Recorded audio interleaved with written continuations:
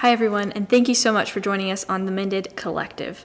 Today I want to talk to you about a really important subject, and that subject is empathy. We are called as brothers and sisters in Christ to be compassionate and tender-hearted for one another.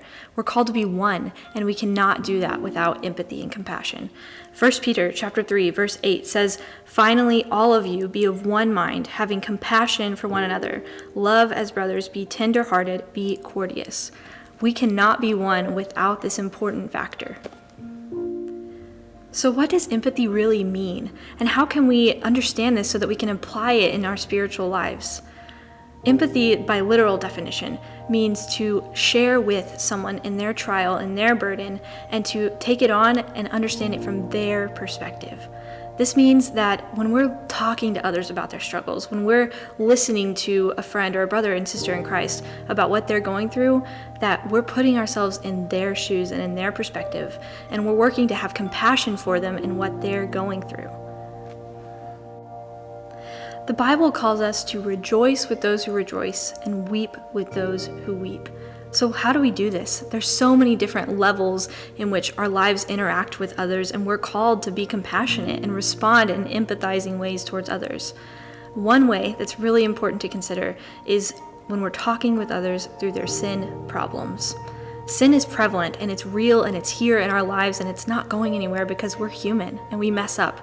And so as Christians who tend to one another and who bear each other's burdens, we need to be able to respond with empathy towards others' sin problems. Someone may have a sin problem that looks different than your sin problem.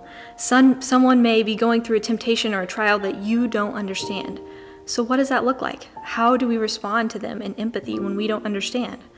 Well, simply, it just means taking a step back and looking at their perspective and seeing how they're dealing with this. What is their emotion? What's their intent towards it? How are they feeling? Are they rejoicing because they've overcome this sin battle? Are they weeping because they're going through the trial right now?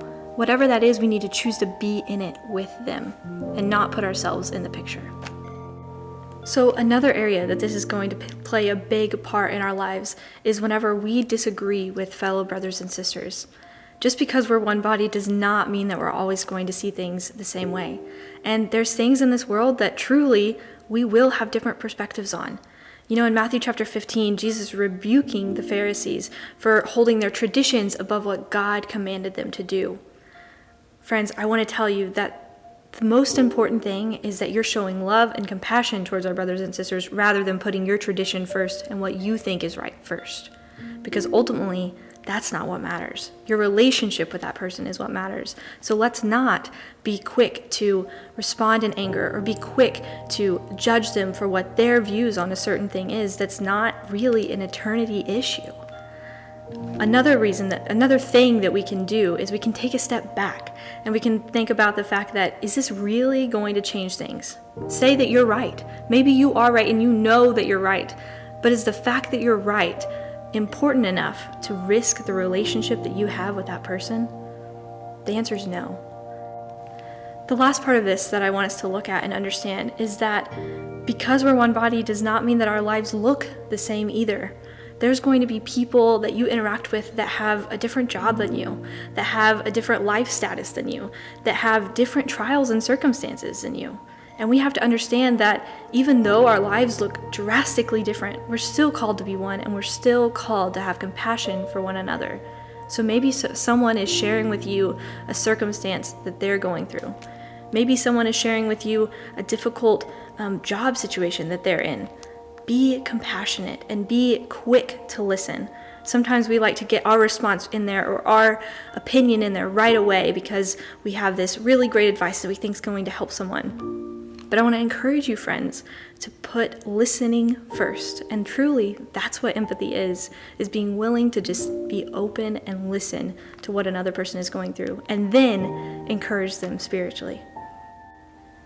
So as we think about wrapping this all up and what empathy really means and how it impacts our spiritual lives, I want to read Colossians chapter 3, verses 12 through 15. Therefore, as the elect of God, holy and beloved, put on tender mercies, kindness, humility, meekness, long-suffering, bearing with one another, and forgiving one another if any has a complaint against another. Even as Christ forgave you, you must also do.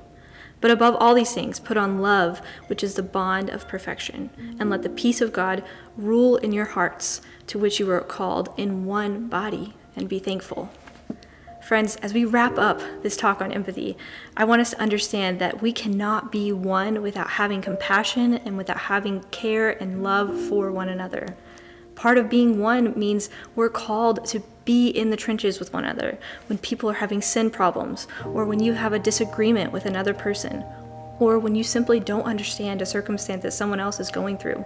You're called to have compassion and empathy for those people. So I encourage you, as you go in your daily walk, think on these things and be encouraged to have empathy for other people. Thank you so much for joining us here today on the Mended Collective. If you like this video, or maybe you have a comment about how you strive to be empathetic, make sure to like and comment below on our YouTube channel. And also make sure to subscribe. We have several social media pages that we would love for you to follow us on. So please join us on this journey as we strive to learn more about the Bible and how we can imitate Christ in our lives. Thank you so much for watching this video. We really hope you enjoyed it. If you did, go ahead and give it a thumbs up.